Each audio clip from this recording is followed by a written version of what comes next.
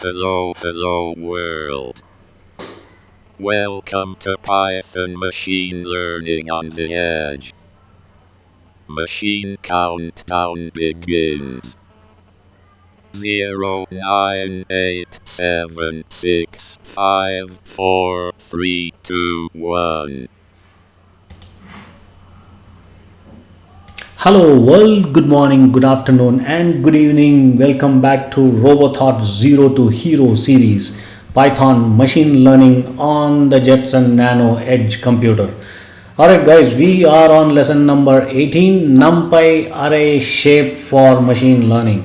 So, what is a shape, right? It's not a physical shape. The shape of an array is the number of elements in each dimension, right? It can be 0 dimension, 1 dimension, 2 dimension, n dimension, right? It's basically the number of elements is called a shape, right? So in numpy arrays basically have some of the attribute called shape, shape, right? That will return a tuple with an index value having a number of corresponding elements. That's how when you start getting into the tensors, that is how you design the shapes and get into the stuff. I will teach you those in the upcoming lessons. Now let us go ahead and take an example of the shape. Let me show you in the Jetson Nano itself. Alright, I am already logged in. And let us go ahead and import numpy. Let's say import numpy as np. Alright, oops, numpy as np. Got to be very careful, guys, here. np, and then let's create an array. Arr equals np dot array, and then a curvy bracket with a square bracket and another square bracket. Let us create two dimensions, right? Let's say 1 2 3 4 5. Okay, and then come out of that, comma, and a square bracket. Let's create another dimension 5 6 7 comma 8. Okay, let's make sure that we have closed with two square brackets. That's very important. All right, and then let's say print arr dot shape. This is what the method you are going to use. Okay, dot shape. So basically what's going to happen is, in this particular example, guys, it's going to, the 2 and 4 will be the return, right? That will be the return statement, which means that the array has, this particular array has two dimensions, and each dimension has 4 elements. Okay, that is 0 to 4, but 1 2 3 4 5, 0 to 4. That is how it works. So let's run this program and see what happens.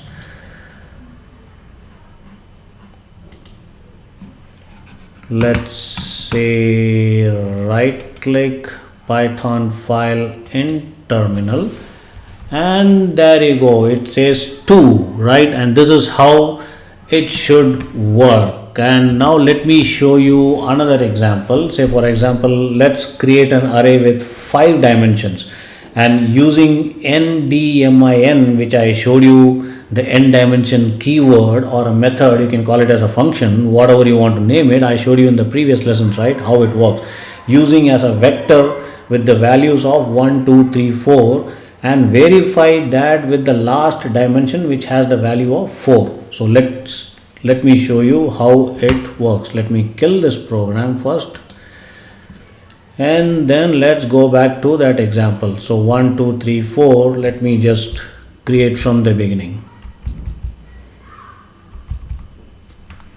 Say arr equals np dot array, and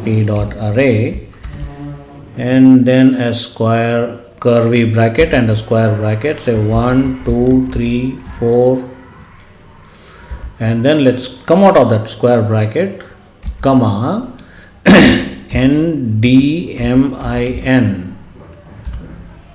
Okay, and dimensions equal to say 5.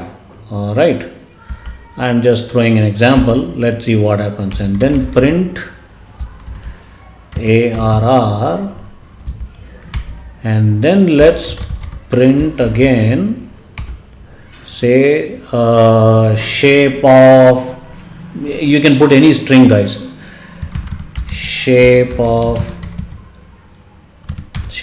array. Okay, and then what we need to do, colon, put a colon here. Oops, I think I need to put it inside the single quote, colon, and then let me close the quote, comma, ARR dot shape. Okay, I hope this works. There are no syntax error. Let's see.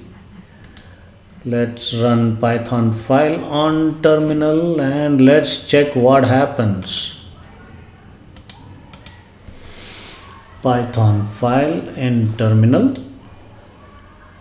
and there you go, 1 2 3 4, and the shape of the array is 1 1 1 1 and 4. So guys, this is how it works. I hope you are clear with this example. I'm going to come back to you soon with a couple of new stuffs to teach you guys, and it's going to get more and more interesting. All right, see you then. Bye bye.